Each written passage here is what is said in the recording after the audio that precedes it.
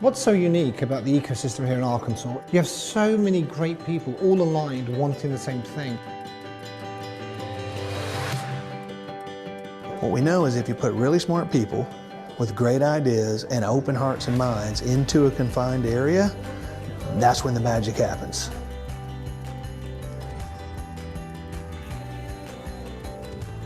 It's a space for students to come together from across campus to challenge their perspectives. It's a place where the students create the own culture.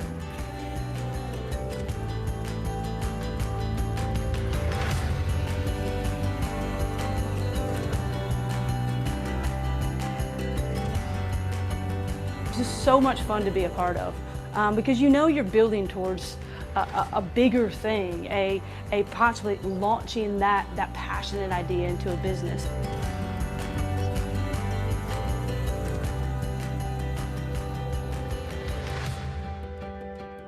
We need students at the University of Arkansas saying we. We need students coming together in teams from many different disciplines on campus and working together from diverse backgrounds and trying to make life better.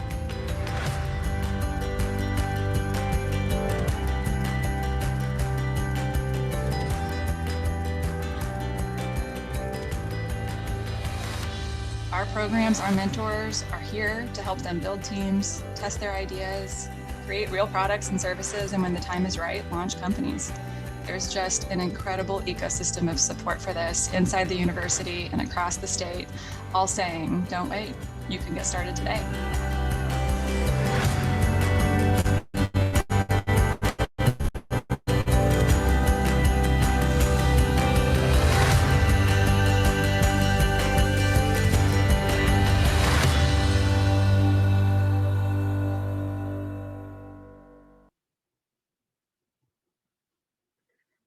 Good evening. Welcome, everyone. We're so excited to have you all join us for our Spring 2021 virtual demo day. Before we begin, I want to give you just an overview of what you can expect for tonight. First, we will have 7 of our design teams present for 7 minutes apiece. Our design teams program is really a flagship program within the studio, and interdisciplinary student teams, students from across campus get together. They are partnered with an industry or organizational mentor, and over the course of the semester, they go from problem to prototype using a methodology of innovation called human-centered design or design thinking. So we're super excited for you all to hear the projects and prototypes that they've been working on this semester. Second, you will hear from 3 of our 6 Launch Lab teams. Launch Lab has been a pilot program in the studio this semester, and it's specifically geared towards supporting students bringing their product or service ideas to market. So we're really excited for you all to hear the products that they've been working on. I want to take a quick moment, though, to just give a huge thank you to our students.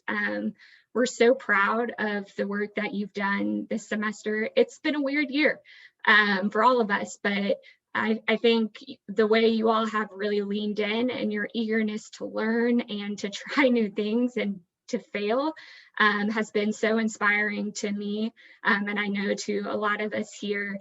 So thank you so much, and also know that this is a celebration tonight. Demo Day is a celebration of your work.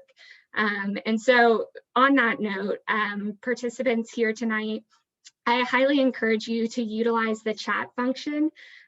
So when students are presenting, if you hear something you like, shoot a note in the main chat and encourage them, or you know, if there's something that resonates with you, share it out in the chat. I think something we want to try to do is bridge that gap between in person and digital, and it's a little strange. You don't hear a round of applause after your presentation, so I think this will help in that. And with that, if you have questions or even potential connections you want to make with individual student teams, I'm going to ask you to use the direct message function in the Zoom chat to connect with students after their presentation. Now, I am so thrilled to introduce you all to our new director of the McMillon Innovation Studio, Justin Urso. Justin joined us in March, and he has extensive experience in both the CPG and startup space, so we're so excited to have him. Thanks, Rachel. And first of all, I think I need to thank you for all the work that you have been doing this last year. You stepped in a challenging time and really took this studio in an amazing direction and worked with these teams to bring them to where they are today. So thank you for all the work that you have done. And I'm excited to be here. Joining the university was a big honor for me, having been an entrepreneur for the last 8 years. For the time being, I've had an amazing month just spending time listening to these students' projects, hearing about their ideas, their innovations, their dreams. And I've been so inspired by the work that they have been putting in each day in a very trying year while doing much of this remote. And so I'm really proud and excited to see what they're going to present today. I do want to say a big thanks to our mentors. We would not be able to do what we do in the McMillon studio without the mentors. And we're going to have a large array of mentors in the fall joining us as well. We have to thank our sponsors, Kelly and Steve Barnes, Claude and Don Harris, Mike Dooley of the Dooley Group, Sunny Gosan, the Retail Advisory Board, and of course, the McMillon Innovation Studio would not be what it is without the support of Doug and Shelley McMillon. So a big thanks to all of them. And then a huge thanks to Dean Matt Waller, who has been kind enough to join us today.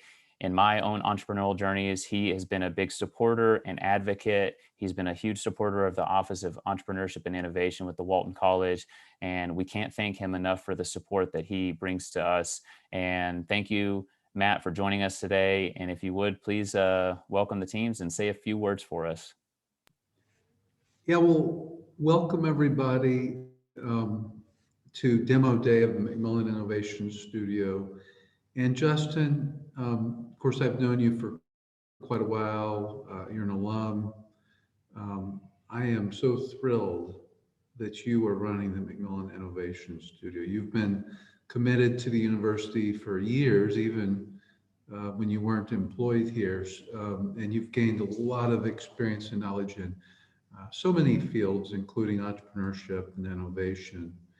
So it's a pleasure to have you. And Rachel, like I said, congratulations on finishing your second year of law school. That's tremendous. I was really afraid when you went to law school you were going to quit engaging with us in the studio, and so thrilled that you didn't. And Sarah, go forth. You have just done such a terrific job of running the Office of Entrepreneurship and Innovation. And it's so critical for students. Whether you're going into entrepreneurship or going to work for the biggest company on earth or anything in between, what you learn in entrepreneurship is extremely valuable.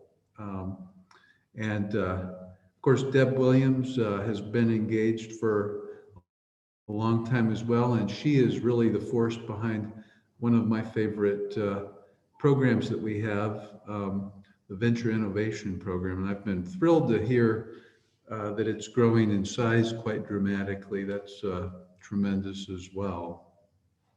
But I do need to think about Doug and Shelley McMillon. You know, they've put $2 million into this, and you know, I really think it's paid off already. And I'm just, it's really a dream come true for many of us to see this happening. And of course, Kelly and Steve Barnes put in money very early, over $500,000, and many others. I won't go through the whole list, but I am grateful to everyone, particularly grateful to the students that have made it so successful. And, you know, Sarah put in the chat, you know, if you're a student, please consider applying to the Venture Intern Program. I don't think there's anything like it at any other university, as far as I know. I would really encourage you to consider it. I love that program. And I'm so glad it's growing.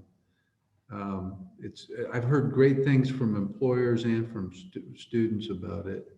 I'm also, Kyle and Natalie, I think you all know Kyle and Natalie, and they've been very involved in the studio for quite a while, and they're getting ready to graduate in May. We're going to miss them. But I interviewed them on the Be Epic podcast about a year ago, I think. And I just put in the chat a link to that podcast. I think it's worth listening to. They did a terrific job on that. But I wanted to just share one thing that I mentioned earlier about leadership and the connection between leadership and innovation and entrepreneurship.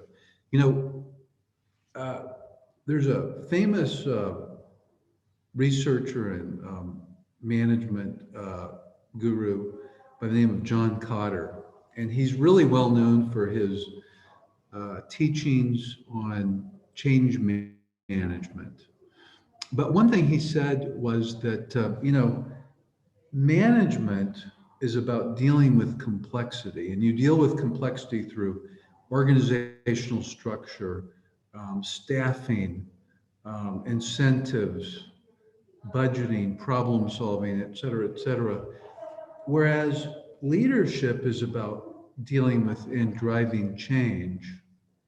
And to lead, you've got to be able to work with a team to set the direction of an organization. You've got to be able to get people aligned in your organization, and you've got to get people motivated, right? That's what leaders actually do. And if you think about it, what you learn in entrepreneurship about really understanding the customer, like customer empathy mapping, just really understanding the journey of the customer, and then taking whatever your solution is and morphing and pivoting to try to get it to the point where you have product market fit, where you actually start getting that demand pull, from the customers, and then working on your business model, getting the business model right, and then scaling. But all of those things that you learn through entrepreneurship and innovation, if you think about it, that's really what you have to do as a leader. I mean, how do you set direction? Well, you've got to really know the customer. How do you get alignment, right? All of these kinds of things are directly related. And I don't think I realized that until maybe 3 or 4 years ago. And I've been studying business for a long time and engaged in business. So thanks to all of you in the Office of Entrepreneurship and Innovation for what you're doing. And thanks to the McMillon Innovation Studio for, again, you're not just building up entrepreneurs and innovators, you're building up leaders. And I think, Kyle and Natalie are examples of that. There's many others as well, but those are two that I happen to know more. And I'm grateful for all you're doing. And I am so excited about Demo Day. This is one of the highlights of my year. So I'm so thrilled to be able to witness this. So thank you for all that you all are doing. And now I'm going to sit back and watch the show. Thank you so much, Matt, for those words. One of the things since coming in, I've been so impressed with is just all the students' ability to communicate. And I think that is one of the key aspects that is building these great leaders. And we're excited to start that process with Demo Day here. And I'm going to introduce you to our graduate assistant, Natalie Means, who will be emceeing this and kicking it off here. Thank you, Justin.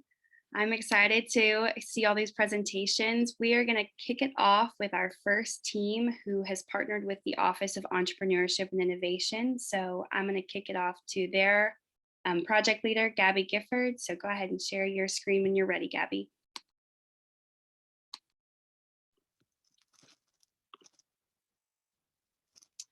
Hi, everyone. We are so excited to be sharing our project that we've been working all semester on. I first wanted to take a moment to introduce the team. I'm Gabby Gifford, and I'll be graduating next week with a degree in international business, and I've had the pleasure of being our project lead this past semester. Hi, everyone. My name is Jose Torres. I am a freshman at the Walton College of Business, and I am majoring in finance.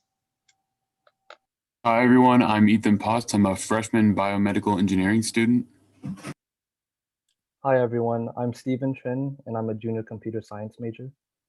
Hi, everyone. My name is Colin Smith. I'm a junior here at the University of Arkansas, and I'm majoring in advertising. And I just wanted to say a big thank you to Deb Williams from the OEI office for mentoring us this past semester. It has been such a pleasure to work with you, and we're so grateful for everything that you've taught us. So through our understanding of our own experiences and our customer discovery, we dove into our problem statement of how might we help underclassmen cultivate intentional relationships so they can find a sense of belonging here at the U of A. We all have a passion for bringing students back to campus this fall, so our project attempts to solve this.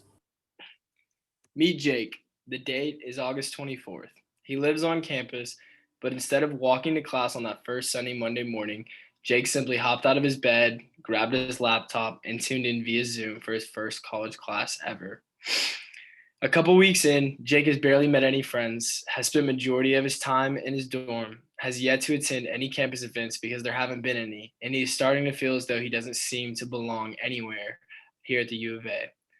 Flash forward to the end of his freshman year, Jake finds himself on a phone call in tears with his mother because he feels as though this is all his college experience will ever live up to be. He's incredibly nervous for returning to campus this fall, and I wish Jake was alone in this battle. Underclassmen they need community. So as we heard from Jake's story, campus right now is empty. Over the last year, we have seen little to no foot traffic from current students at the U of A. As you can see from the picture, campus feels desolate. It looks lonely, and this is not what college should feel like. We surveyed 475 students, and you can see the makeup of the respondents on the slide. 255 of the respondents currently live on campus. The largest takeaways from our customer discovery are as follows. There is a lack of connection between students. Organized events such as RSOs are not socially stimulating to students. Students are willing to have smaller groups, be in rotations, be outside, pretty much anything to be with other students again. One of the conclusions we came to from the data was that the majority of the respondents do not feel a sense of belonging at the U of A. Overall, students want community again.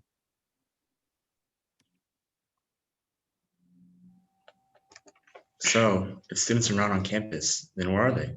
The relaxing environment and community that coffee shops have offered have drawn students in to take classes, do their homework, and study in their space. With the upcoming fall semester, the question the university is concerned with is, how do we get students back on campus? We want to create a similar environment on campus to allow students a collaborative and comfortable workspace that will welcome them back. So we observed that students are drawn to two different types of environments. One is a fun environment that has some sort of fun lighting, such as neon. It's inside where the main focus is spending time with your friends. The second environment is one where you can study and relax and you can be outside and you can genuinely enjoy the natural state of Arkansas. We surveyed some students through the McMillon Innovation Instagram, and they kind of gave us the direction of our project and what we went with for the rest of the semester. So with that, we're so excited to introduce to you the Sweet Spot. As you can see, we have created a space that is both an area for students to study alone or in groups, or simply a place to relax and catch up with friends. We would like to offer some sort of coffee cart option for students to have the opportunity to sip their favorite drink while relaxing and enjoying the space that is provided. Along with the coffee cart, we would like to offer some sort of swings and hammocks and games just to encourage students to find community and spend time with other students and really get that sense of community that students are looking for. Ultimately, the Sweet Spot is a place to learn, a place to relax, and a place to stay a while. The materials that we're looking to use include wood to create the tables, polyethylene as a grass substitute, Vondum for all of the outdoor seating, metal in order to hang poles from, and awnings and swings. We would like to provide some sort of glass whiteboards that would be under the awnings to encourage collaborative learning. Hammocks, we would like to provide a few, but we also know students will bring their own, so just having a good mix. Awnings in order to provide shade over the study areas, and then swings just to kind of encourage a fun environment back on campus. The color scheme that we have over to the left is colors that are pre-approved by the university, and we would just like to use those types of colors just to bring life back and color, and just make this space really welcoming and exciting, and ultimately welcome students back to campus in the fall. Our financial estimations are presented in the table. We calculated the quantity of each material and have discovered the pricing of each of them. Our total amount resulted in a rough estimate of only $50,000. Now, this is an estimate that is more on the high end, but it'll range from $40,000 to $50,000 depending on the exact materials and where we get them from. But please note that the expenses only cover the materials and not the cost of labor. So how do we make this a reality? We believe the best way for the sweet spot to come to life is through partnerships. We're looking for potential partners across campus who are interested in bringing students back to campus, such as Chartwell's, the university food provider. We would also like to request that unused student fees from the past year due to COVID be used for this space. As for location, we believe that the Union Mall is the best place for the sweet spot. The goals of the sweet spot are to create community and bring students back to campus. In the fall, Jake comes back to campus. He is sitting at one of the study tables. Another student approaches him and asks him to come play cornhole. After the game, they invite him to come hang out with them. Finally, Jake has taken his first step in the direction of community. We perceive the sweet spot as being an incredible addition to invite students back to campus. We are so excited about the future of this project. If you are interested in making this a reality, please feel free to contact any of us for more information. A big thank you to the studio, Rachel, Natalie, Justin, and Carter for an incredible semester. We hope that you guys enjoyed the sweet spot, and thank you for listening. Thank you so much to the Office of Entrepreneurship and Innovation team. That was great. Our next team to present partnered with the Arkansas Small Business and Technology Development Center. So I'm going to pass it over to their project lead, Danny, to share her screen. Hello. Okay, let me share my screen. Slideshow.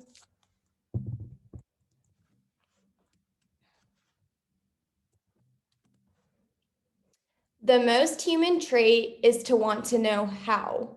How can we be better? How can we solve inequity? And how can we come together to be stronger in a more cohesive society? How can we teach allyship on an economic level?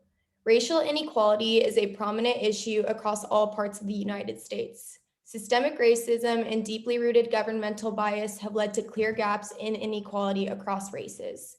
Northwest Arkansas has only widened its income inequality. In fact, the region ranked 15th in inequity out of 916 metropolitan areas nationally. Hey, my name is Danny. Hey, my name is Natalie. Hey, my name is Wilson. Hello, my name is Chantal. Hi, my name's Caleb. Hi, my name's Darby. Our mentors are Mary Beth Brooks and Catherine Corley from the Arkansas Small Business and Technology Development Center. Maintaining success in small businesses can be extremely challenging, especially during the era we live in. Many owners get left behind due to structural inequality that has plagued the economic development throughout history. Although we cannot go back in time and clean up past mistakes, our generation can learn from those who came before us. How might we reimagine the model for local marginalized restaurateurs to be able to provide accessible resources and financial stability? Our team worked on 3 ideas throughout our prototyping phase, all to hone in on one final project. We worked on a food truck incubator idea, food hall project, and a meal kit model to increase revenue streams for business owners and bring diverse cuisine to NWA. However, after receiving feedback from our mentors and local business owners, these ideas wouldn't have solved the underlying issue that business owners face of resource disparity. This also wouldn't have made sense during COVID when owners are already strapped for time. Therefore, we decided to focus on developing our community connector of allocating students, resources, university assets, and business owners in need. We created a dialogue with community organizations to pinpoint pain areas and small business support within NWA through customer discovery. This allowed us to explore ways that we could work together to improve upon current systems. For small business and restaurant owners, access to loans and financial aid is vital. Although minority-owned firms make up a significant portion of national businesses, small business loans are granted at much lower rates. The system has made it extremely hard for minorities to get ahead. White business owners start their business with an average of $106,720 in working capital, compared to African American owned businesses, which are started with an average of just $35,205. Many small business owners do not apply for loans or financial aid because they already feel they have no chance. Even when minority-owned businesses are granted loans, they are for much smaller amounts. All of this in mind, Chantal will now begin to walk you through who our user persona is. Jane Doe is a second-generation Hispanic who owns a restaurant in Fayetteville, Arkansas. She has been struggling with her business during the pandemic and is afraid her restaurant may close. Her restaurant currently has social media accounts, but no website or consistent content.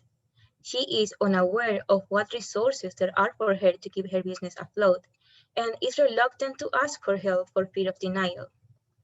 During our customer discovery, we recognized that small business owners across all demographics struggle with finding time to learn new digital tools and communication platforms. Although many understand that they must adapt to stay relevant, learning curves can often become an overwhelming barrier. Many small business advocacy groups in our area would be happy to be a supporting bridge, but resources are not getting matched intentionally to the right businesses, particularly minority-owned. Now, Natalie will walk you through the experience of our Community Connector program. Meet Sophia, our first student intern who will be in our Community Connector pilot program. Sophia will be part of an internship for a semester long for students to work with and help small businesses around the Northwest Arkansas area. The internship would allow Sophia to work closely and create connections with small businesses that benefit both parties. Sophia will have a structured research project to help bridge the gaps in resource allocation in the Northwest Arkansas business community. This will involve doing in-person visits, analyzing data resource disparity, and turning in weekly reports to project managers. Our ideal candidate is a student that is passionate about social impact and ideally bilingual to help close some of those cultural and language barriers that resource groups often experience. Caleb will now go over what the future of our project and what the future of innovation in the restaurant community looks like. Our timeline for implementation includes interviewing potential candidates as well as finding a program to continue this research and support. Ideally, we would like to see continuity of our research through the Office of Entrepreneurship and their Venture Internship Program or the Social Innovation Challenge. These programs encourage students to work on difficult social impact problems within the Northwest Arkansas area. Moving forward, we will be working with Deb Williams and Sarah Goforth in the OEI office to ideate on how these community connections can grow incrementally. Our university has tremendous resources to make a real difference to our neighbors who need it. We just need to create these mutually beneficial, interconnected relationships. In addition, one of our goals of our research would be to target the ways that we can match consumer needs with business operations now and in the future. In-person dining will adapt to new behaviors and wishes. And we hope that our emphasis on creating more equitable foundation will allow small business owners to feel empowered to make fair business decisions and model adaptations based on new markets and new environments.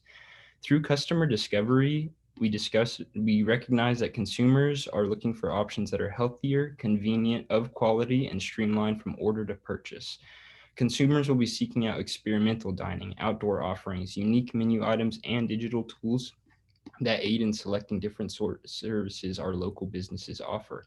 However, currently, small businesses are struggling for air and focused on healing that economic hit they've experienced in this past 12 months. That being said, a foundational project to help bridge the gaps in resource allocation will allow the ASBTDC to have an incredible positive impact within the Northwest Arkansas area.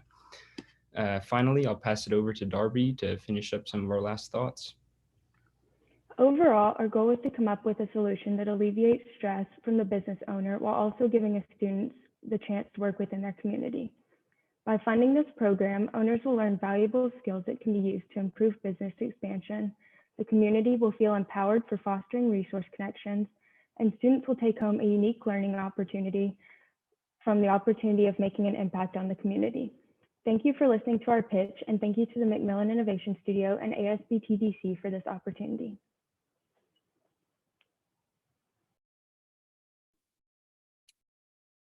Thank you, ASB TDC team. Next, we will hear from the project team who partnered with Johnson & Johnson this semester. I'll hand it over to their project leader, Christopher Anderson, to share his screen.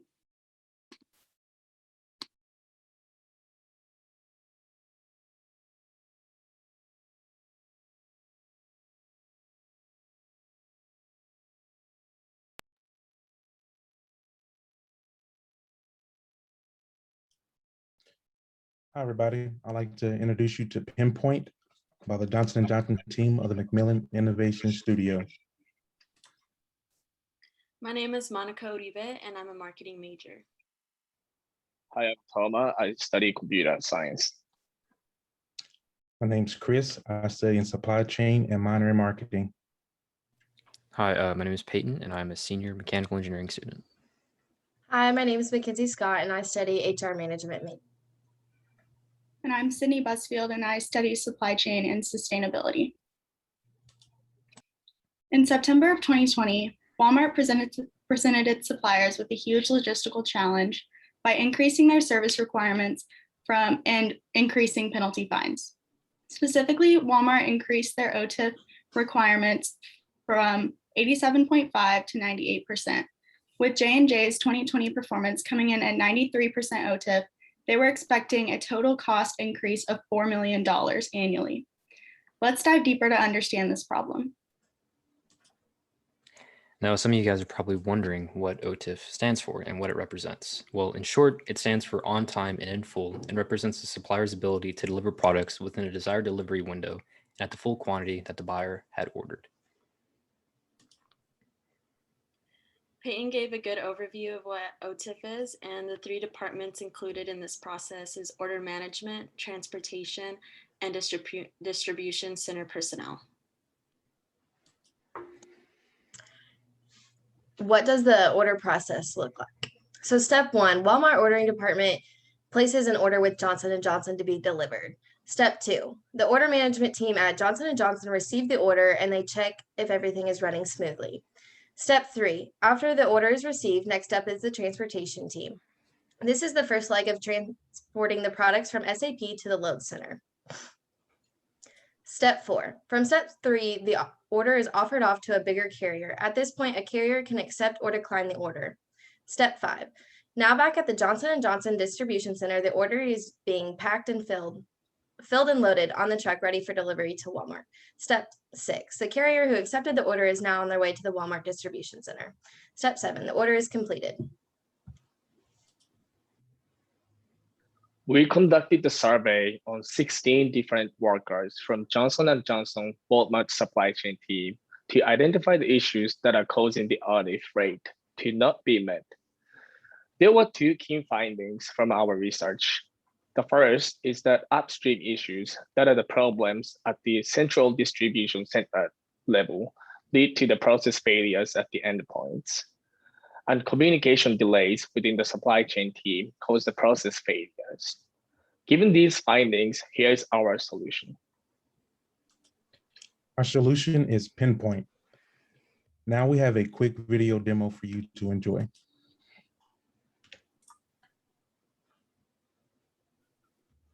So as we see, the Pinpoint app would be a BYOD accessible app, which means you can download it from any device as long as you have a mobile device. This would be a single sign-on application. So as long as you have your Johnson & Johnson credentials active, you can log into this app. So right now we're looking at the home screen. All these names we see, it's everybody who's included in the order process. We're going to digest into every single tier and see why we didn't achieve 98% this week. And with this, we hope to go 98% this week and every week going forward. So right now we're looking at our top reason code for last week. So we see that there was late trucks, there was multiple carrier rejections, and then there was late pick times. If you want to see a more detailed report of all the reason codes, all we have to do is click for weekly report, and it goes right into our email. So let's go to transportation. So now we're looking at our top 3 carriers decline count. So we're looking at how many times did our carrier decline our shipments this week. So right now we see that JB Hunt declined 10, Swift declined 17, and American Best Freight declined 0. So it's telling us this week we need to make sure that we use American Best Freight because they're at 100% at accepting shipments. So now we're looking at our last week production percentage with our pickers, and then we're looking also at our 2 weeks ago production percentage with our pickers. So right now we see that last week there was at 94%, and then 2 weeks ago there was at 100%. The reason for loss is that 12 workers called in. So now we know that we need to make sure that our pickers are our staff when we're doing our shipments. So normally our pickers and packers go on the same line as far as production percentage. So this week is where they do fall in line. So right now we see that there was at 94% last week, and 2 weeks ago there was at 100%. The reason for loss, pickers were late on orders. So now we're going into our truck drivers. We're looking at our carrier stats. So right here on this row, we're seeing all of our carriers that we used last week. And then on this row, we're looking at each time that they missed a shipment. So we see right here, American Best Freight missed 0 shipments. And right here is our carrier on-time delivery. And we see that American Best Freight was at 100%. If you want to see a full detailed report of our carrier stats, sent to our email. So let's look at 3 other functions that we have. We have our last week OTIF percentage. So now we have an easy graph for everybody to see. And they can see that last week that we was at 96%. And 2 weeks ago, we was at 97%. We have our key terms. Everybody doesn't know what some of these words mean, and they want to understand what the role is in OTIF. So right here, we're going to have terms where they can understand each thing that's important in the OTIF. And if they want to know more about the carrier codes of which carrier means what, all they have to do is click this and go to the next page. We have our Better Me app. Better Me app is the motivation to get you through the week. So each week is going to give you some new motivation for you to look forward to. It's like workload, making sure that you're heavily motivated and making sure that the positivity is staying going.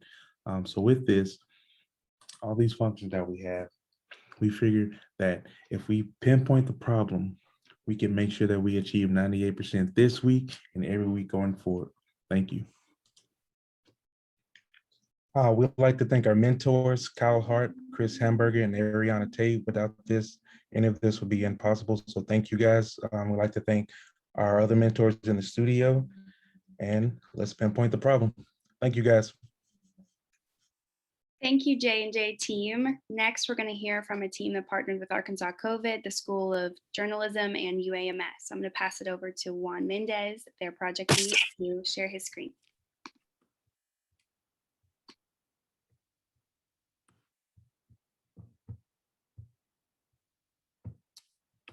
Can y'all hear me?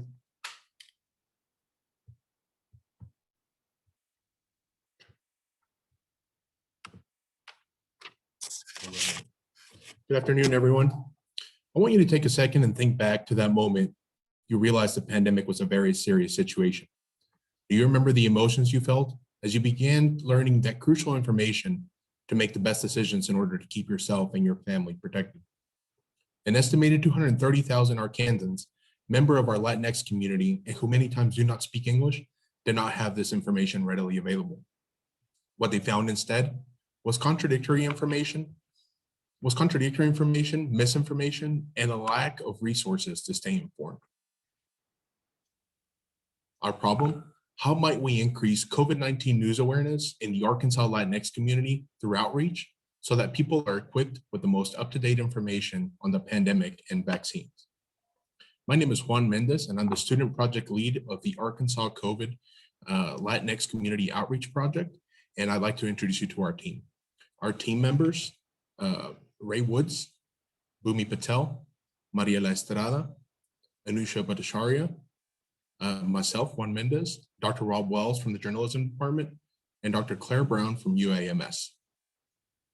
Today, we'll be taking you through our customer discovery, our ideation and prototypes, the implementation and ideation and testing.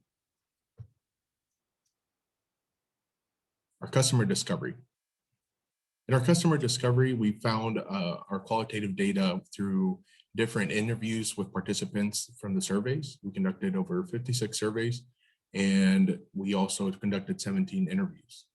In our interviews, we found that people felt loneliness, frustration, and confusion throughout the pandemic. Many of them didn't understand how the spread was happening, and the news inconsistencies didn't help the issue. Many of them were concerned, especially around masks. They were getting confused or mixed messages around mask wearing and wearing it or not wearing it. Responses from participants were strong at times, including a poultry worker who shared, "Our workplace didn't tell us how severe the situation was until one of our supervisors passed away." Next, I'll be handing it off to Anusha, who will be sharing our quantitative data. Hi, I'm Anusha Bhattacharya, and along other quantitative data that we managed to obtain is their main news source. Number one being the television, number two being the Arkansas Department of Health website, and number three being Facebook. We also happened to find out that Twitter was not a news source for our participants. When it came to how our participants felt like, next page, felt like if they had access to reliable information or were meeting the needs, having sufficient information, etc., we found the trend that our participants felt like they were receiving a lot of information, but they did not find that reliable. Instead, they were looking for direct information with less jargon. When it came to how their news watching habits, they looked at the news in the morning and evening time and in a weekly to daily basis. I'll be passing it off to Bhumi. Thank you. So for our ideation and prototyping, one of our ideas was placing QR codes that would promote the Arkansas COVID in Espanol website. And those would be placed at different public places, for example, medical centers or Latin-owned businesses. However, we decided to pivot away from this idea because there's a lot of lack of familiarity with QR codes among people. There are many people who don't know that they have to turn on their camera and then focus on the QR code for the link to pop up. And then another reason is that many people don't have access to smartphones or a smartphone with a working camera or even data service or Wi-Fi at the moment. So we thought that this idea was just not worth exploring, and we moved on focusing on other prototypes, which Ray will talk to you about. Thanks, Bhumi. So another prototype that we ended up shifting away from was a texting function. In an attempt to answer the question of how to get necessary information to the Latinx community, our team came up with the idea of a mass texting function. This prototype will provide relevant information in Spanish from a reputable source known within the community regarding the COVID situation and vaccine. However, we decided to move away from this idea because it wasn't feasible to implement due to the limited time, staffing, and funding. But now Mariela is going to tell us about another prototype we were able to implement. Thanks, Ray. Based on our customer discovery, we sought to find a solution that would inform the Latinx community about COVID-19 and the vaccines. In Arkansas, less than 30% of the Hispanic population has been vaccinated. Therefore, we decided that a Facebook Live community forum would be an opportunity to provide information and resources in regard to the vaccine. The community forum would include a panel of members of the Latinx community, as well as an opportunity for the community to ask questions. This event brought us to our second prototype concept. We decided that Facebook ads would be a great way to advertise the event, as well as increase the exposure of Arkansas COVID en Español. With so much uncertainty regarding COVID-19, our team had the amazing opportunity to see some of our prototypes turn into solutions. We hosted a Facebook Live community forum on April 11th, where we had moderators and guest speakers talk about COVID-19. With the help of the Latinx community, we were able to reach individuals all over the state of Arkansas as they shared our flyer and informational. For our event, we had 3 guest speakers. They were Dr. Carlos Acosta from the U of A, Amanda Chagoyen, COO at Community Clinic, and Rachel Sanchez-Smith, reporter for Arkansas COVID en Español. The focus of the forum was to provide information and answer questions concerning COVID and the vaccine. The event was recorded and has been made available as an active public resource on YouTube and the Facebook page. We were able to implement our Facebook ad prototype to continue advertising the video, as well as Arkansas COVID en Español, where their page has information and resources in regard to COVID-19 and the vaccines. Next one is going to talk about our collaborations. Mariela, our work this semester was important and really helped Arkansas COVID determine the right strategy in focusing their limited resources into an effective channel like Facebook. I would like to thank our team for all their hard work this semester, and I want to thank our partners that we were able to collaborate with to make some of these things happen, including the NWA Latinx Task Force, who helped us with how to do some of the outreach, what works and what doesn't work in doing community work. The leadership of the McMillon Innovation Studio for taking the time and dedicating resources to this important project for the Latinx community. UAMS, who we were able to partner with via Dr. Claire Brown, and was a huge resource for us when it came to looking at different data points and trying to do some of this outreach as well through data. And La Prensa Libre, who helped us spread the word about the event on April 11th and made sure that people were aware, and also helped us recruit people for participating through our customer discovery. Thank you, everyone. Thank you, Juan, and your team for sharing that with us. Next, we will hear from the team that partnered with the University of Arkansas Student Success Center. So Alexa, I'll hand it over to you to share your screen.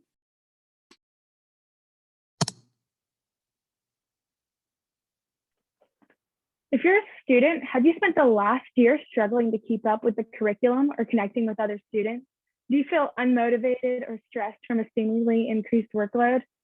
Unistudy is the catalyst to bridging the gaps created by the virtual learning experience. This app was created in coordination with the University of Arkansas and the McMillon Innovation Studio. We're incredibly grateful to have worked with our mentors at the Student Success Center, Don Todd Nick, Trevor Francis, Danielle Dunn, and Jessica Izelski.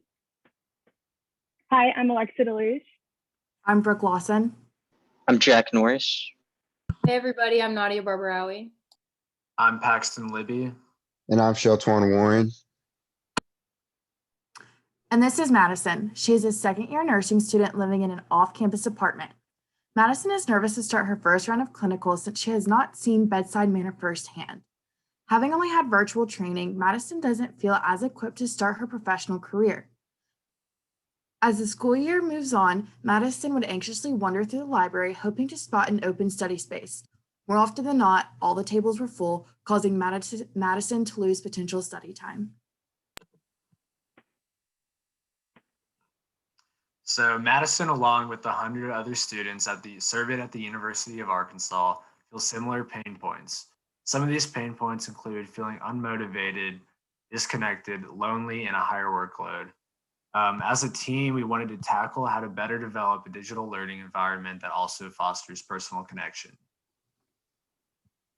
During the customer discovery process, we asked several students what the best method of connecting with the other students would be. While there were many students who wanted in-person events, it was interesting to see that almost 40% of these students surveyed would be comfortable with an online platform. This question served as a pivot point for us because this is where we decided to focus on more of a digital-based solution. Yeah, so our team faced the challenge of optimizing study spaces on campus for students' academic success and connecting students socially. We initially thought about creating a friend finder that grouped peers together based on hobbies or common interests. But we quickly realized that we weren't relieving true student pain points with this initial idea. So as Sheltwan said, we had to pivot. We decided to curate a prototype for an application that would connect students to relieve their feelings of loneliness and disconnection and help them meet classmates to mimic the valuable in-person experience that encourages integrated learning. So this is our final prototype unit study. We wanted to focus on 3 main capabilities: the ability to reserve, connect, and display the availability and busyness of certain study rooms. We wanted to make this reservation process easier and more personal for students. All we had to do was simply have them log in with their UARC, username, and passcode. And we added study preferences so that students could better optimize their study space and make it more personalized. This is our main menu. You can see our groups and reservation page. We wanted to offer the groups page so that students could better connect with one another in their classes. Very easy. You can enter course code, professor names, classmate names. And for the reservation process, we wanted to keep this even more simple. So when you have your preferences pages, when you originally log in, it'll automatically filter out the buildings based off of your personal study preferences. We also wanted to give students the directions feature so that it's not limited to just the COVID era, so students could get better acquainted with the campus. So when you click on a building of your choice, it'll bring you to the availability of all the rooms in that building. And you just have to filter out your date and your time, and you'll see the green spaces mean open, red spaces mean closed. So you just click on the ones you'd want to confirm. And probably our most beneficial feature is the capacity feature. We actually created a working prototype that will show you the occupancy levels of each room so that no time is wasted looking for an open study room during finals week. As Alexa said, one of the main functionalities that we really wanted to integrate into our app was the ability to see how crowded a study space was before ever setting foot in it. To measure the occupancy of rooms, we'll detect the Bluetooth low energy signals from smartphones by utilizing the ESP32 microcontroller. This tiny little computer sends the occupancy levels of rooms to a server that enables our mobile app to convey this occupancy information to students. This detection strategy is both energy efficient and non-intrusive. We don't gather any information on the devices that we detect, and Bluetooth Low Energy, as you'd expect, doesn't drain too much of people's battery. Jargon aside, if you were to install our device in a room and a student walks into that room with our app installed, the device can pick up and display how many people are in that room. For the occupancy detection portion of our app, we actually built out a prototype with limited capabilities. And in just a moment, we'll show you a quick demo of that.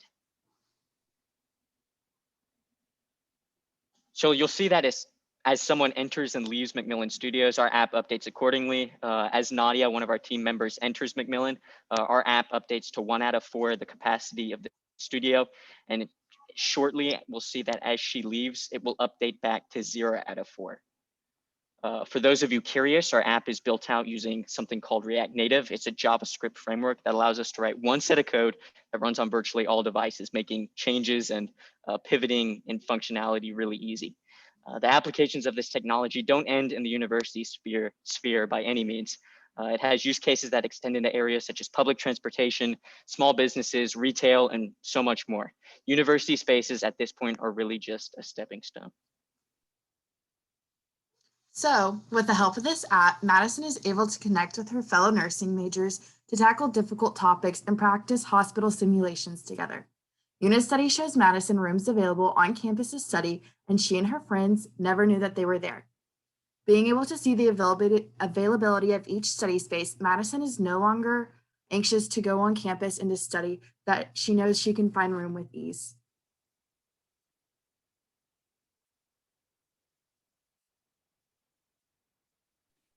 Thank you so much to the Student Success team. Next, we will hear from the Leisure List team, and I'll pass it off to Raquel to share your screen.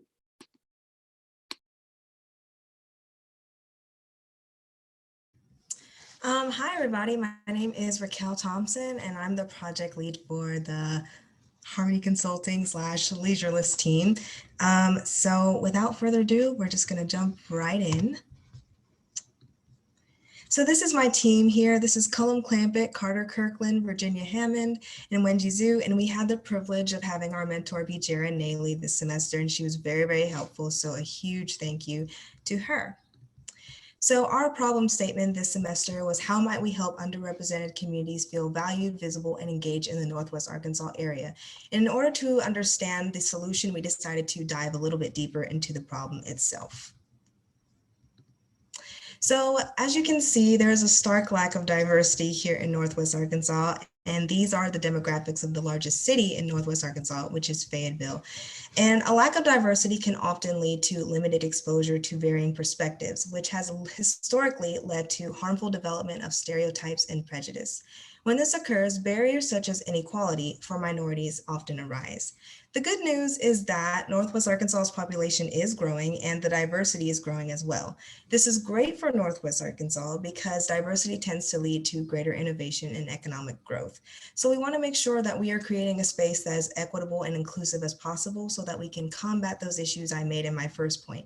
And we believe that our solution will do just that. So now I'm gonna talk more about our customer discovery and how we came to our ideation process.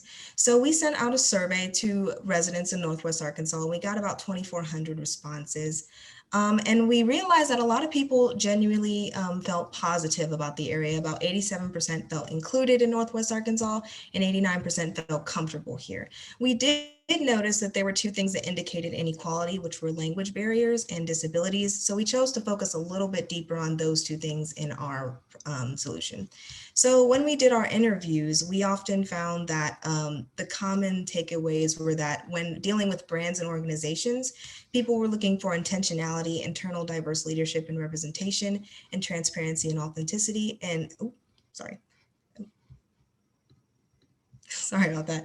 And how people felt about the area in general is that they love that Northwest Arkansas is a thriving innovation and entrepreneurial community, and they love that most people here have common goals and desires.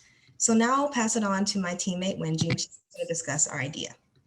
Our first prototype is a cultural block party, which includes mural art, food, and vendors, especially those owned by underrepresented communities in Northwest Arkansas.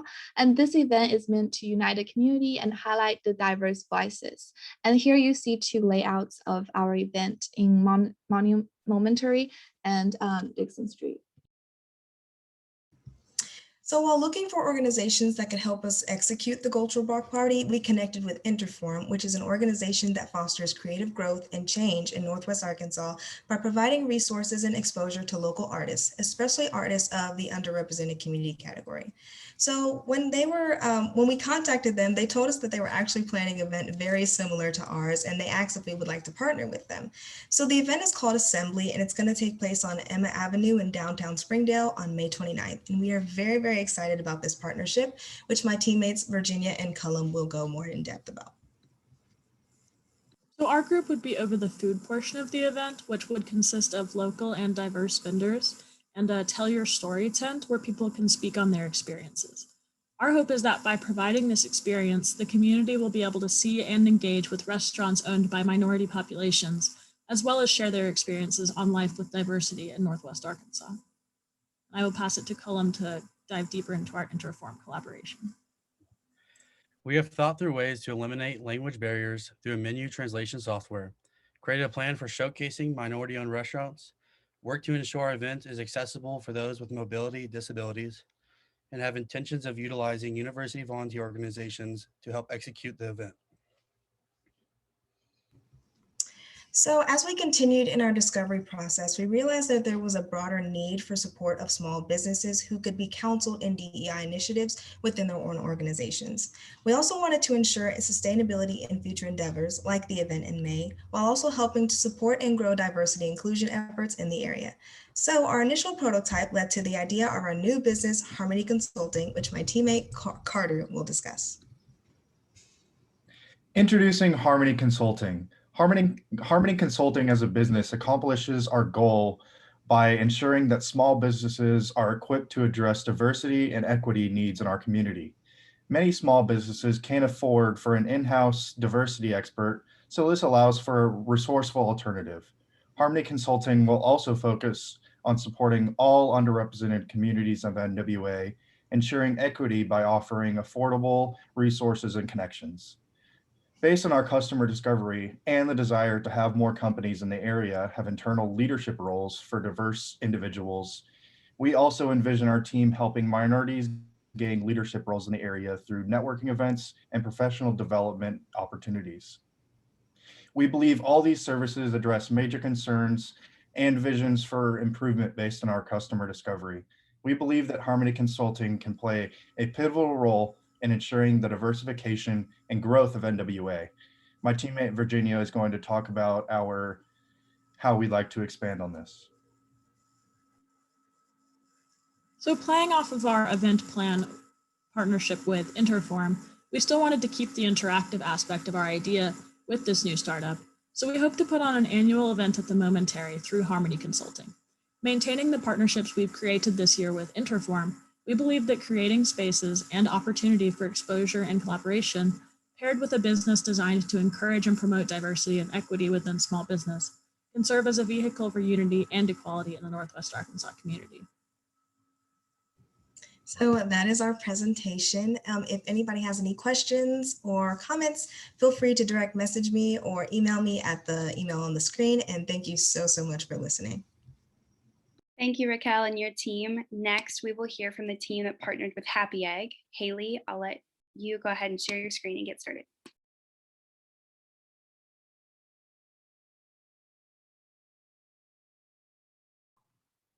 Hello. Oh, let me take my mask off.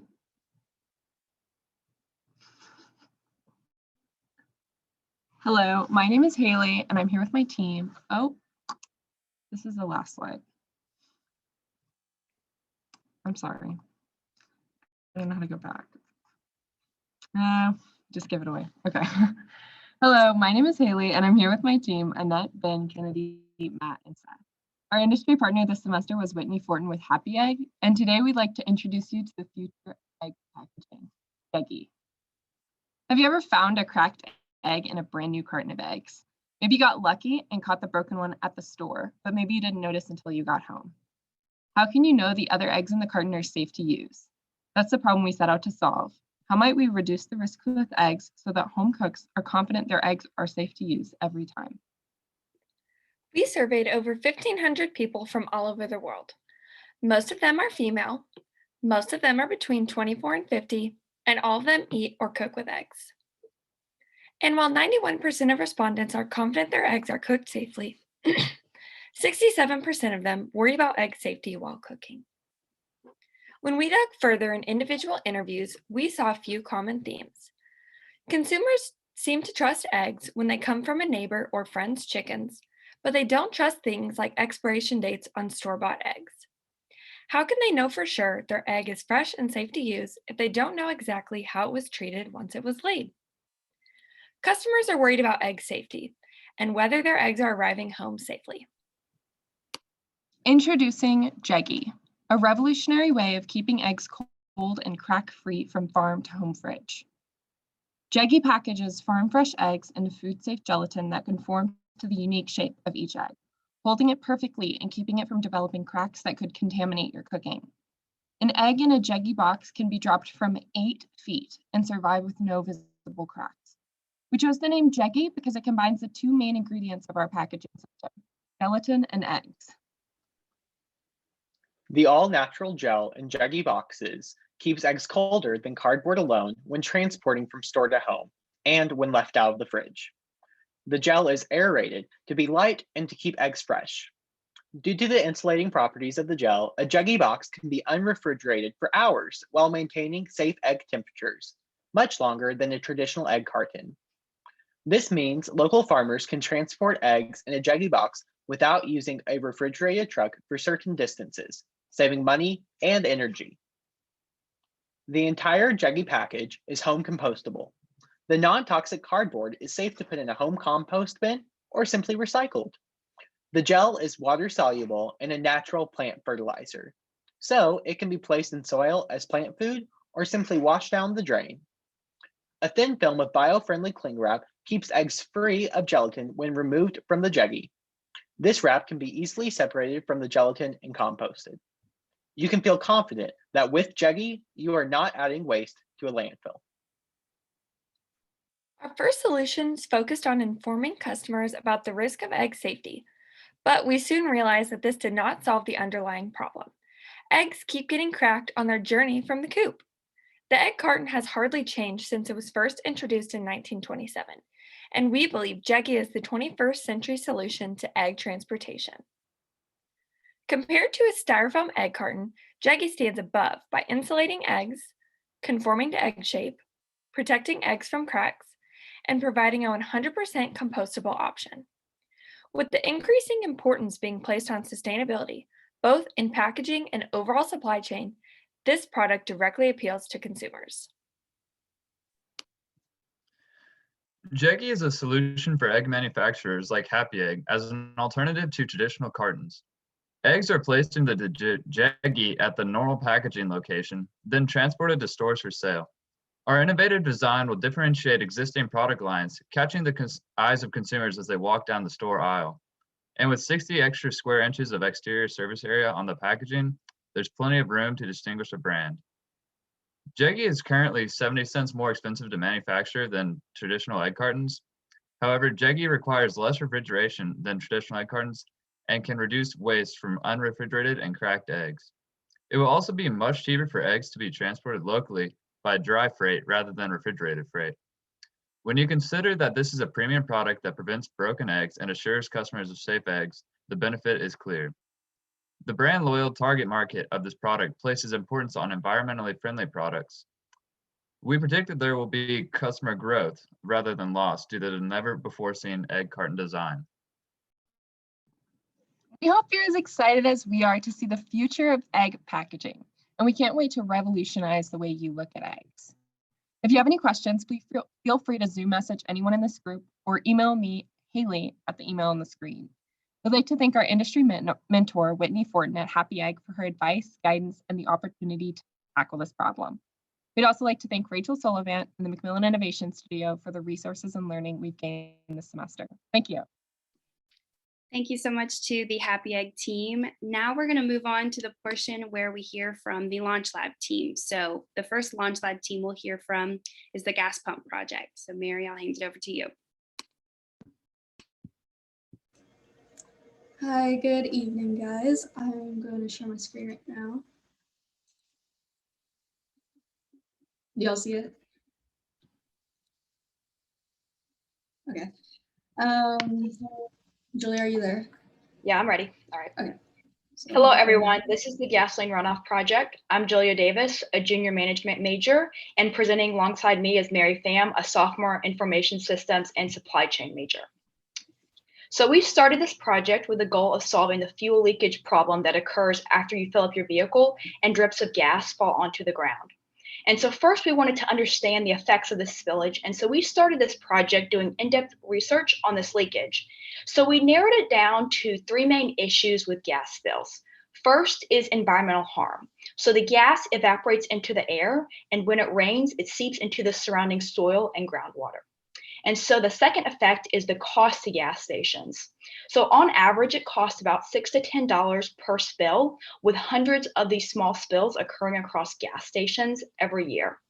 And then the worst effect is the exposure to carcinogenic compounds. And gasoline contains benzene, which causes cancer and lung issues. And people are exposed to this compound every time gas is spilled. So we began the semester pitching at the Office of Entrepreneurship and Innovation seed funding event. And luckily we had won the full $2,000 that we had asked for. And Julia, our project manager, went through Launch Lab this semester in order to gain the necessary resources to commercialize our invention. They connected us with our mentor, who is in the business, fuel, and engineering industry. And he met with us every week and gave us a lot of advice on starting our business and even in designing the prototype. Launch Lab had also allowed us to be paired up with a patent attorney. And we used the $2,000 that we won from the seed funding event to hire the patent attorney and pay an engineer to build our prototype. Our first step in the patenting process was to research similar patents and refine our prototype. So for our customer discovery, we interviewed senior regional managers of fuel at both Walmart and Littlefield Oil Co. in order to determine the market for our product and see if they would be interested in trying a nozzle attachment as long as it didn't slow down the flow rate. All participants said that they would be interested in trying our product. We also put out a Qualtrics survey for people who drive a car in order to see which factors of the fueling process they deemed important. So here's a chart of one of the questions that we asked. We wanted to gauge the importance of 5 different gas station factors, ranging from not at all important to extremely important. And we found that distance to house, gas price, and cleanliness were overwhelmingly important to consumers, and that being a frequent consumer and sustainable goals were less important. This led us to focus on creating the cheapest solution to gas spillage so that we wouldn't drive up gas prices for gas stations. At the beginning of the semester, we had a completely different prototype that was extremely effective at stopping the leakage from the nozzle, as you can see in the GIFs on the slide. But upon further testing, we found that it affected the flow rate and made fueling slower. This led us to go back to the drawing board and figure out a new design that would be able to fit all of our criteria. With permission from these people to use their names and photos, here are some of the people that we had reached out to this semester. We talked to Hugh Churchill, a physics professor at the University of Arkansas, who gave us a wonderful idea for our final prototype. We also spoke to Martha Londigan of Startup Junkie Foundation before winning the seed funding event to talk about the patenting process, and she actually referred us to our current patent attorney. So after getting paired with our mentor, Saeed Biabani, he helped give us advice on prototype development, starting an LLC, and patenting advice. With his prototype ideas, we were able to create a prototype that didn't slow down the flow rate. Through Launch Lab, Kyle Berger has given our team a lot of advice on business strategy, contacts within the business and engineering fields, as well as business formation advice. We also spoke with Christopher Stewart, a senior manager of fuel compliance at Walmart. He told us that we needed to create a product that did not slow down the flow rate. And in order to gain a broad perspective of the fuel ecosystem, we needed to speak with nozzle manufacturers. So we spoke with sales managers at both Husky and OPW, which are the leading nozzle manufacturers, as well as a compliance manager at Walmart, to gain insights on regulations regarding putting a product inside the gas nozzle. And we learned from this that our only constraint was in regard to flow. Whatever we designed could not restrict the flow of gasoline. Now that is why we created a nozzle attachment that is cheap enough to implement compared to dripless nozzles and does not slow down filling time. The process to building this prototype took testing 30 different types of prototypes and constant testing in a controlled environment to make sure that we didn't mess with the flow. As of late, we have settled on a good design that does not slow down the flow rate. We will continue refining the dimensions in order to create a perfect prototype.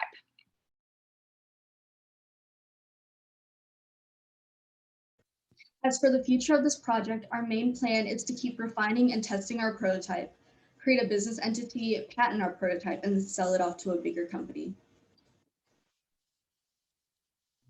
Looking back throughout this year, we have learned a tremendous amount about prototype development, engineering design concepts, the patenting process, and business formation. We were able to pivot away from our previous prototype, and with a lot of advising from our mentors and people around us, we found a design that just might be the one. This project has given me so many skills and connections that I'll take with me in my future entrepreneurial endeavors. And so it personally brought me out of my comfort zone to think about prototyping, testing, meeting with professionals in the industry, and even presenting at pitch competitions. We started this project about 2 years ago with such a small idea, and slowly we had to create our own vision for this project. It has not been easy being full-time college students with part-time jobs, but it would not have been possible without the tremendous support and resources from the Office of Entrepreneurship and Innovation. And so we would like to say thank you to everyone who has given their time to meet with us throughout this semester about our project. Lastly, we would like to thank everyone here for listening to our presentation. Thank you so much, Julia and Mary. Next, we will hear from the Omni Furniture Project. So I'll hand it over to you, Logan. Thank you, Natalie. Get my screen shared.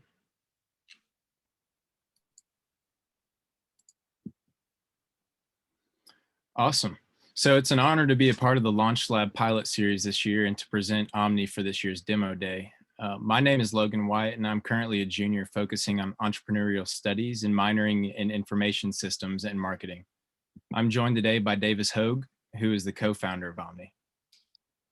My name is Davis Hogue, and I'm the product manager of Omni. I am currently studying management, marketing, and finance. And I am currently enrolled as a junior here at the University of Arkansas. So Omni was created to disrupt the existing furniture market by integrating modular design principles. So first, I'd like to introduce you to our whole team, which includes Grace Blasey, who's our design lead, Mackenzie Lemon, who's the furniture architect, Hannah Peavy, who's just a general architect, Taylor DiCarlo, who's in charge of graphic design, and Johnny Raby, who is our product engineer. Now let's address the problems that exist in the current furniture market. The first problem is that many furniture manufacturers claim to use sustainable practices when referring to products materials used. The second issue associated with the furniture market includes the high MSRP associated with the goods they offer.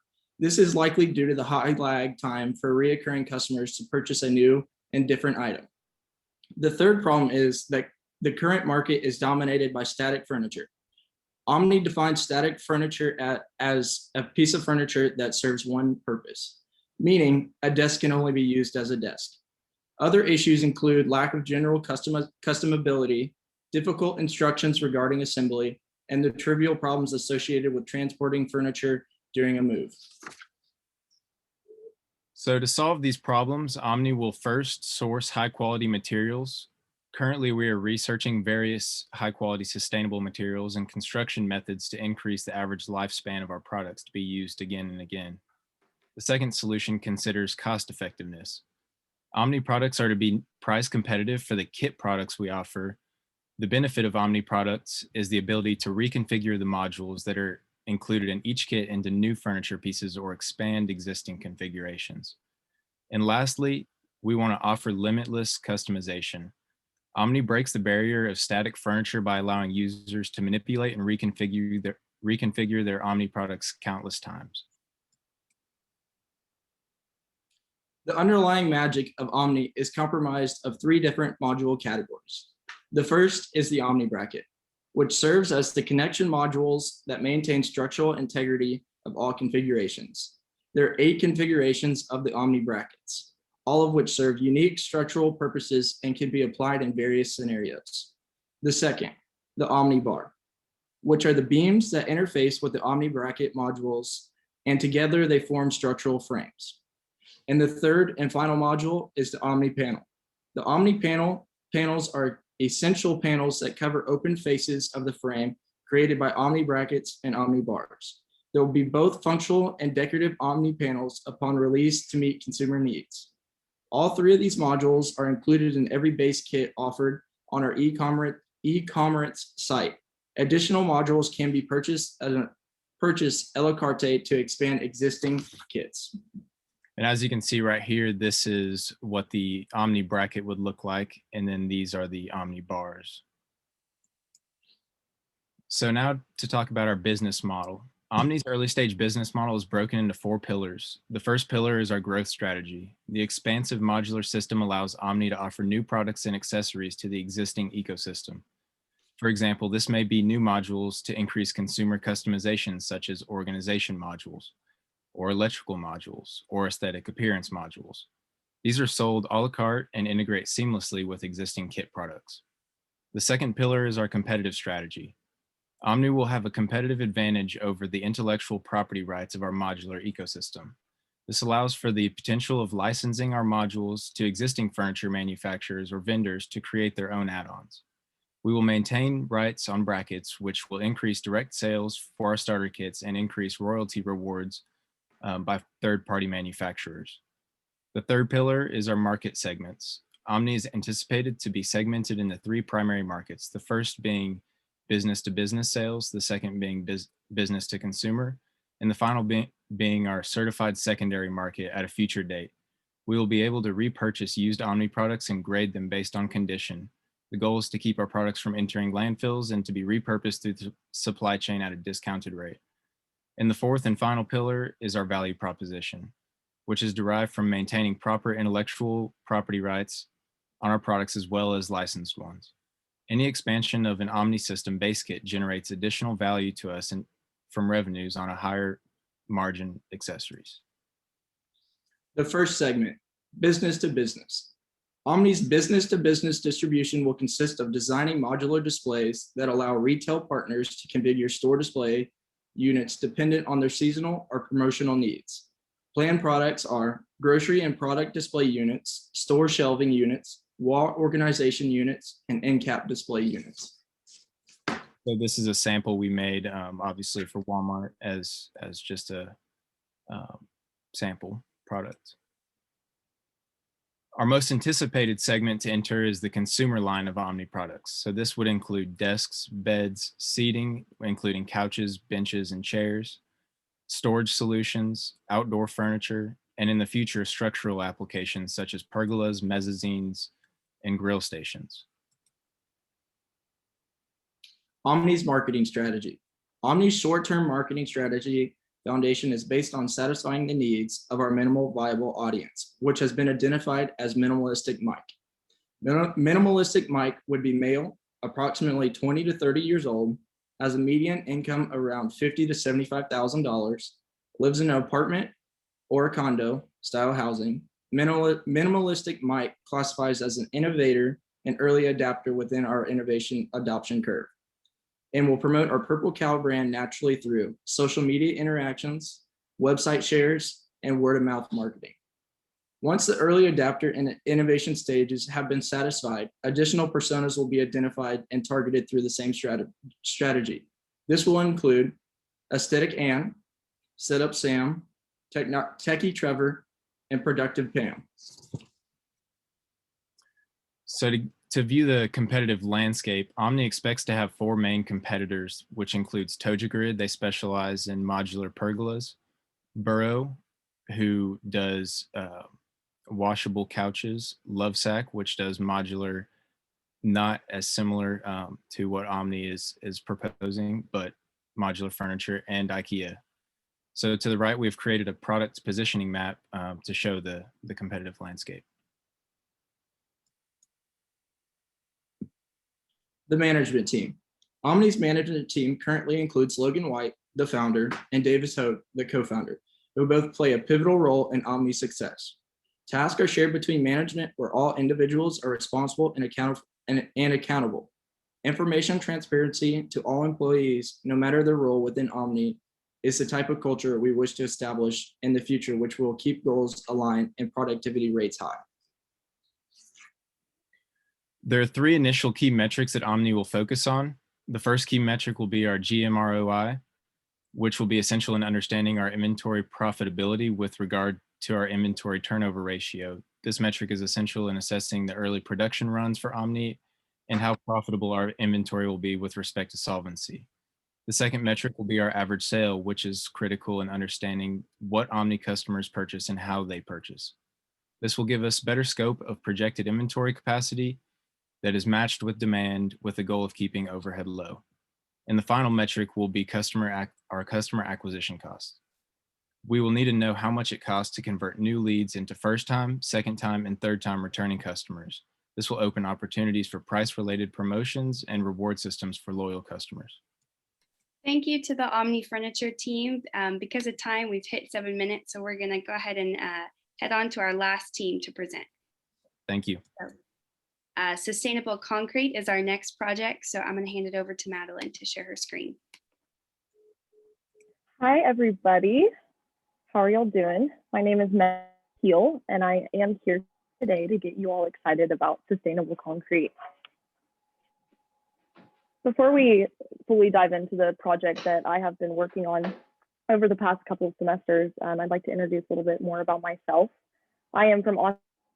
I am a junior here at the University of Arkansas, currently studying management with a focus in entrepreneurship and small business. God willing, I am planning on graduating next spring. Being from Austin, I have noticed the immense growth in the population, which has also got me thinking about sustainability. Sustainability has been a big thing for me. I've been really laser focused in on kind of researching more sustainable methods regarding materials, more specifically within concrete. I'm gonna take you on a little journey of sustainability through my lens and turning one man's plastic into another man's utility. Why should we care about quality? After water, concrete is the most widely used substance on Earth. It is the primary foundation of every modern industry. The UN has predicted that our population will grow by about 2 billion within the next 30 years.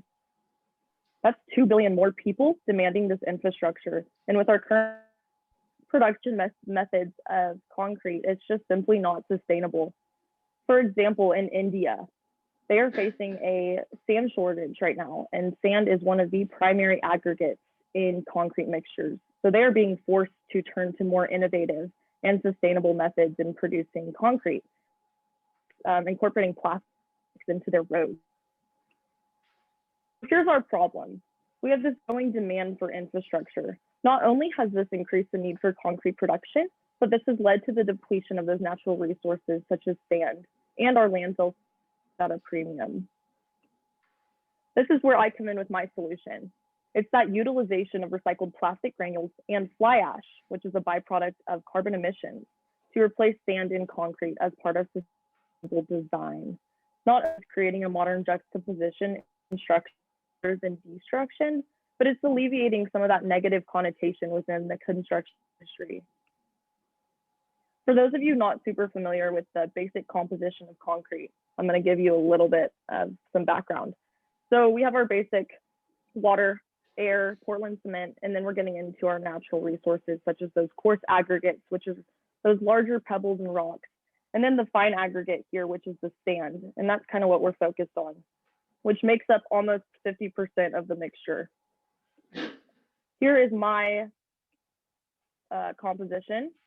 What I'm doing here is I'm replacing about 20% of that mixture with an SLA. SLA stands for synthetic aggregate, which is a combination of those plastic granules and the fly ash. So not only are we alleviating some of that heavy demand for that natural resource sand, but we're getting those carbon emission byproducts, fly ash, and the plastics out of our landfills. Super cool that I came across a couple months ago is a patent. And this patent is really focused on the mixture that I have been researching. I have been in contact with one of the inventors, Christopher Swan, who is a professor at Tufts University in the Northeast.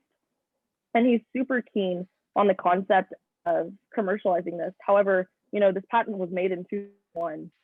It's 2021 and technology has changed and it continues. And there's some really cool, valuable technologies that are being brought on board that I would like to share with you all today. So another really valuable thing about this patent is that it incorporates those 3 through 7 plastics. If you're not familiar with the plastic scale, it's on a 1 through 8 deal. So you have your 1s and 2s. Those are your plastic water bottles and your kind of clear plastics that you can easily just throw into the recycling bin and hope that, you know, they make it to the recycling facility. However, those 3 through 7s are not really currently being recycled. And there's something really cool that I've come in contact with over the past couple of weeks is Mark Recycling. So they are a recycling plant here in Rogers, Arkansas, and they are incorporating robotics into their plastic sorting system. And they're really starting to emphasize that 3 through 7 plastic market. So as you can see here, these plastics are super low value. They're at like $40 to $100 versus your 1s, which is at the market price of about $200 to $300 per ton. Fly ash is super low value at about $15 to $40 per ton versus that cement that we would be replacing a portion of. And this is kind of the path that I'm on right now in terms of testing and research. So I am dedicating my whole summer to this project. I'm getting in contact with Mark Recycling, and I'm planning on getting a tour of their recycling plant, as well as bringing in that patent and figuring out kind of the granule size plastics that I'm needing, as well as bringing on that fly ash, and then taking that to a larger concrete manufacturing facility, Aquacrete. In contact with Randy Murray, who is owner of Aquacrete, and he basically told me, hey, bring me the granules and the fly ash in the size that you need them, and let's start this testing process. I would ideally license and end with a concrete mixture. So in terms of next steps and potential business models, I'm still really in the early stages, but I am seeking engineering professionals and scientists to kind of help me break down the science behind this patent and understand the numbers when I'm bringing it to these facilities for testing and research. There are a few different that can take in terms of business models. I could serve as a supplier for the patented mixture to these ready mix companies for one. Another option could be supplying just the basics, the plastics and the fly ash to those ready mix suppliers for two. And the third option, which is kind of my long-term goal and really what I am striving for, is creating a fully blown ready mix manufacturing and supplying facility. So at the end of the day, folks, we are running out of time. These natural resources are depleting. This sustainable concrete mixture could decrease the accumulations of plastics and fly ash in landfills, as well as reduce raw material consumption and associated costs, specifically within sand transportation. I would just like to thank you all so much for being here and taking the time to listen to all of these wonderful ideas. I've really been blown away today. Just a super big thanks to all of the programs and the people that I've been involved with here at the university. Time is of the essence, and I think that we really need to take advantage of the full resources that we have here.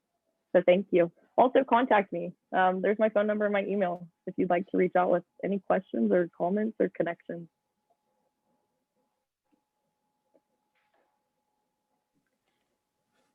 Thank you, Maddie, and thank you all to all of our students. That was amazing to hear. I am leaving this so inspired by the work that's being done by our students. And we have to remember that this was the first time that a lot of our student teams have actually seen each other's projects due to the remote nature of this last semester. So I want to thank Dean Waller for joining us today. Thank you, Rachel, for all the work that you've done. And thank you to all the students for all the work that you've put in. Thank you to the mentors.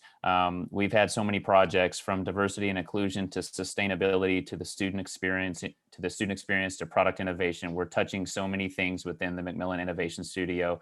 We have a lot of great programs planned for next fall. We are already starting the recruitment process and are interviewing new project leads and students. And if anybody would like to be a mentor or join us on this journey, we hope you're proud of what's coming out of the studio. And we are excited to continue the work here at the University of Arkansas. So with that being said, thank you everyone for joining us today. We hope you have a great evening, and we will see you here soon. Congratulations.